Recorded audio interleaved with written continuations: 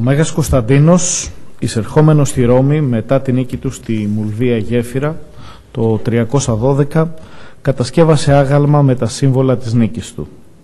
Ο Ευσέβιος περιγράφει τη θριαδευτική είσοδό του στη βασιλεύουσα πόλη, σημειώνοντας ότι έχοντας έμφυτη την ευσέβεια στο Θεό, δεν παρασύρθηκε από τις επιθυμίες, ούτε υπερηφανεύτηκε από τους επένους, αλλά έχοντας πλήρη συναίσθηση της Θείας Βοήθειας που έλαβε, απέδωσε αμέσως ευχαριστίες. Το σύμβολο του Σταυρού τοποθετήθηκε κυριαρχικά στο κέντρο των συμβόλων της νέας βασιλικής εξουσίας. Ο Σταυρός γίνεται σύμβολο της πολιτικής ελευθερίας, όχι μόνο της ατομικής, αλλά σύμβολο του νέου πολιτεύματος, καθώς επισφραγίζει την απελευθέρωση της Συγκλήτου και του Δήμου της Ρώμης με την επαναφορά τους στην αρχαία επιφάνεια και λαμπρότητα. Οι αποφάσεις των Μεδιολάνων, οι οποίες αν και δεν είχαν το χαρακτήρα επίσημου διατάγματος, κατοχύρωσαν το δικαίωμα της θρησκευτικής ελευθερίας και κατέστησαν την πολιτική της ανεξιθρησκείας ως τη μόνη επίσημη πολιτική του κράτους. Βεβαίως, οι διωχμοί είχαν πάυσει με το διάταγμα του Γαλερίου, αλλά η νομιμοποίηση της χριστιανικής πίστης επιτεύχθηκε ακριβώς τότε. Ο Μέγας Κωνσταντίνος, εμπράκτος, επιβεβαίωσε το ενδιαφέρον του για την Εκκλησία, ενισχύοντας οικονομικά τις τοπικές εκκλησίες που είχαν πληγεί στη διάρκεια των διωχμών και δείχνοντας ιδιαίτερη μέριμνα να υποστηρίξει την ενότητα μεταξύ των χριστιανών με αποκορύφωμα τη σύγκληση της πρώτης Οικουμενικής Συνόδου. Ενδεικτικό της πνευματικής αλλά και της πολιτικής πορείας του νέου ηγέτη είναι η συμμετοχή του στις τελετές της εθνικής θρησκείας. Και ενώ ο ίδιος ο Μέγας Κωνσταντίνος το 315 ανέβηκε στο Καπιτόλιο για να συμμετάσχει σε εθνικές εορτές, 10 χρόνια αργότερα, το 326, αρνήθηκε τη συμμετοχή του σε αυτές. Ο Ζώσιμος εσκεμμένα αποδίδει στο Μέγα Κωνσταντίνο παραπλανητικά στοιχεία προκειμένου να τεκμηριώσει τη γνώμη του ότι ήταν η αρχή της καταστροφής του ρωμαϊκού κόσμου. Είναι γεγονός ότι ο Κωνσταντίνος, για να εξοικονομήσει χρήματα για την ανοικοδόμηση της Κωνσταντινούπολης που άρχισε το 324, προχώρησε στη δίμευση της περιουσίας των ειδωλολατρικών ναών. Ο Λιβάνιος όμως παραδέχεται ότι ο αυτοκράτορας δεν άλλαξε το καθεστώς της νόμιμης λατρείας. Άλλωστε, η ίδρυση της Νέας Ρώμης περιέλαβε και την ανοικοδόμηση ειδωλολατρικών ναών.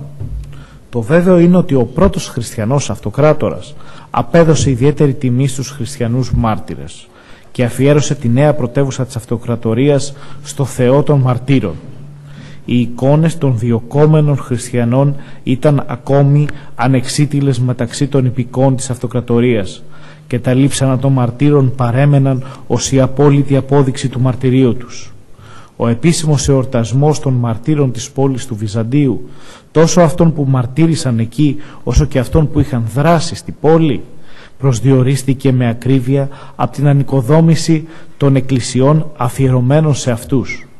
Οι αρχιτέκτονες της Νέας Ρώμης δεν χρειάστηκε να αναζητήσουν το τόπο που θα έπρεπε να οικοδομήσουν εκκλησίες, αφού η τοπική εκκλησία ήδη τιμούσε τους Αγίους και τους μάρτυρές της επί των πολυπληθών μαρτυριών της αρχαίας πόλης. Δεν είναι λίγοι όμως εκείνοι που ακόμα και σήμερα θέτουν ερωτηματικά για την πολιτική και θρησκευτική αυτοσυνειδησία του Μεγάλου Κωνσταντίνου. Άλλωστε αυτή είναι η τύχη των ανδρών που τέμνουν την ιστορία. Το απόλυτο κριτήριο της πορείας αυτών ακριβώς των ανδρών αποτελεί αδιαφυσβήτητα ο θάνατός τους και το περιεχόμενο του πολιτικού οράματος και της πίστης του πρώτου χριστιανού αυτοκράτορα προσδιορίζεται με ακρίβεια από την ανοικοδόμηση του ναού των Αγίων Αποστόλων.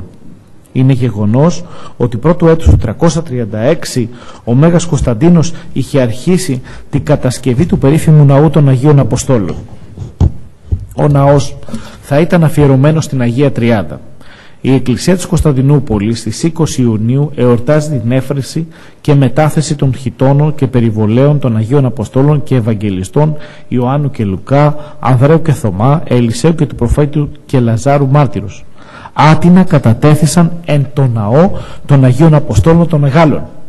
Όπως έχουμε αποδείξει επισταμένως σε σχετική μελέτη, η σύγκληση του συνόλου των χρονολογικών προσδιορισμών μας πείθει ότι η μεταφορά των λειψάνων του Αποστόλου Ανδρέα στην Κωνσταντινούπολη ολοκληρώθηκε στις 22 Ιουνίου του έτους 336, μετά από εντολή του ίδιου του Μεγάλου Κωνσταντίνου, στοιχείο που προσδιορίζει την αυτοσυνειδησία του αυτοκράτορα. Ο Ευσέβιος περιγράφει με μεγάλη ακρίβεια την κατασκευή του ναού, αλλά και τα περιβάλλοντα κτίρια. Όλοι οι ερευνητές υποστηρίζουν ότι η Εκκλησία των Αγίων Αποστόλων είχε ως πρότυπο τα μαυσολεία της ύστερης ρωμαϊκής περίοδου. Ο Ευσέβιος σημειώνει ότι ο Μέγας Κωνσταντίνος επιθυμούσε στην εκκλησία που κατασκεύασε να αποδίδεται τιμή στους Αγίους Αποστόλους. Επομένως, το κτίσμα είχε τη μορφή ρωτώντας και στο κέντρο είχε τοποθετηθεί η Αγία Τράπεζα, όπως σε όλες τις αρχαίες εκκλησίες. Στην πραγματικότητα όμως η νέα εκκλησία προοριζόταν για να γίνει ο τάφος του αυτοκράτορα. Το σχέδιο ήταν μυστικό και έγινε αντιληπτό μόνο κατά τη ταφή του Μεγάλου Κωνσταντίνου.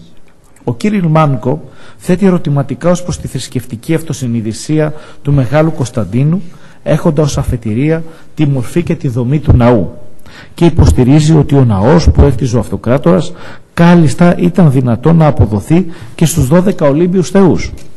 Η κατασκευή όμως του τόπου ταφής του πρώτου χριστιανού αυτοκράτορα αποδεικνύει ακριβώς την πληρότητα της θρησκευτικής του αυτοσυνειδησίας. Η νέα εκκλησία, εκτός από το σχήμα της, ρωτώντα, είχε ένα ακόμα ιδιαίτερο χαρακτηριστικό. Οι αρχιτέκτονες κατασκεύασαν 12 λειψανοθήκες, προφανώς από μία για κάθε Απόστολο. Γι' αυτό η εκκλησία, ενώ προοριζόταν να λάβει το όνομα της Αγίας Τριάδας, έλαβε τελικά το όνομα των Αγίων Αποστόλων προ του 339. Ο αυτοκράτορας τοποθέτησε στο ναό το τάφο του. Προφανώς ο Μέγας Κωνσταντίνος ή σκόπευε να συγκεντρώσει στο ναό τα λείψανα όλων των Αποστόλων, ή η τοποθέτηση των θηκών είχε συμβολική σημασία. Κατά συνέπεια, βάσιμα είναι δυνατόν να υποστηριχθεί ότι για το σκοπό αυτό το καλοκαίρι του 336 μεταφέρθηκαν τα λείψανα του Αποστόλου Ανδρέα και του Ευαγγελιστή Λουκά στην Κωνσταντινούπολη. Αλλά ο θάνατος διέκοψε το σχέδιο του αυτοκράτορα να μεταφέρει τα λείψανα και των υπολείπων Αποστόλων, αν τελικά ήταν αυτό το σχέδιό του.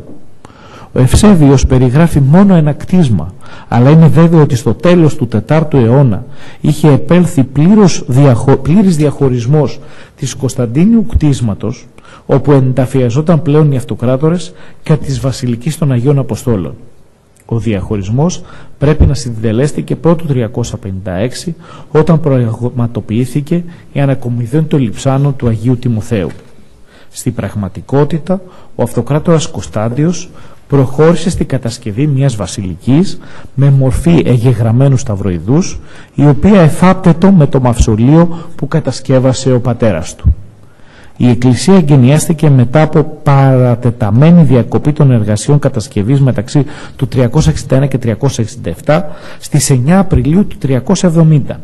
Το περίεργο είναι ότι το 359 ο τότε Αρχιεπίσκοπος Κωνσταντινοπόλεως Μακεδόνιος μετέφερε τη λάναρκα του Μεγάλου Κωνσταντίνου στο μαρτύριο του Αγίου Ακακίου. Η ενέργεια αυτή προκάλεσε θυελλώδεις λαϊκές αντιδράσεις, οι οποίες καταπνίγηκαν στο αίμα. Μόλις ο Κωνσταντιος πληροφορήθηκε το γεγονός, απομάκρυνε από το θρόνο της βασιλεύουσας τον Μακεδόνιο, εφαρμόζοντας τη τρέχουσα νομοθεσία, και η Λάρνακα επέστρεψε στη θέση της. Το 361 ο Κωνσταντιος ενταφιάστηκε δίπλα στο πατέρα του και έτσι επικράτησε η συνήθεια οι αυτοκράτορες να θάπτονται στους Αγίους Αποστόλους. Τελικά, στο οικοδόμημα του Μεγάλου Κωνσταντίνου και σε πορφυρές σαρκοφάγους ενταφιάστηκαν ο ίδιος, ο γιος του Κωνσταντιος, ο Μέγας Θεοδόσιος, ο Μαρκιανός και η Πουλχερία, ο Λέων ο Πρώτος, ο Ζήνων, ο Αναστάσιος ο Πρώτος. Ο Ουστινιανός οικοδόμησε νέο κτίριο για τη δική του ταφή και τον διαδόχο του. Ο Μέγας Κωνσταντίνος καταγράφηκε στη συνείδηση της Εκκλησίας ως εις Απόστολος και Άγιος. Το έργο του υπήρξε δυναμικό και ρηξικέλευθο. Η μεταφορά της πρωτεύουσας στην Ανατολή και η ανοικοδόμηση της Κωνσταντινούπολης, που συμβολίζει το νέο πνεύμα της αυτοκρατορίας, η σύγκληση της πρώτης Οικουμενικής Συνόδου, το ενδιαφέρον του για την ανοικοδόμηση νέων εκκλησιών σε ολόκληρη την αυτοκρατορία, το ειδικό του ενδιαφέρον για την ενότητα των χριστιανών, είναι μερικά από τα μοναδικά στοιχεία της οραματικής του πολιτικής. Τέλος, η χριστιανική κίδευση και ο ενταφιασμός του στον ναό των Αγίων Αποστόλων προσδιορίσαν με ακρίβεια το περιεχόμενο της νέας μοναρχίας σε μία αυτοκρατορία με απόλυτα οικουμενικό χαρακτήρα. Η στάση του, οι θέσεις του και το τέλος του εγγενίασαν την περίοδο της Θεοδωρήτου Βασιλείας, όπου η αρχή της συναλληλίας, τις σχέσεις πολιτικής και θρησκευτικής εξουσίας ή καλύτερα βασιλικής και ιερατικής εξουσίας απετέλεσε τη βάση διαλόγου ανάμεσα στις δύο εξουσίες. Ο σεβασμός του ρόλου της κάθε μίας ήταν ο κανόνας του πολιτεύεστε. Η χριστιανική πίστη είναι η νέα πνευματική δύναμη που αναζωογόνησε την αυτοκρατορία και την αποδοχή της από την πολιτική εξουσία δημιούργησε τους όρους για να οικοδομηθεί η νέα μοναρχία, η Θεοδόρητη Βασιλεία. Σας ευχαριστώ πολύ.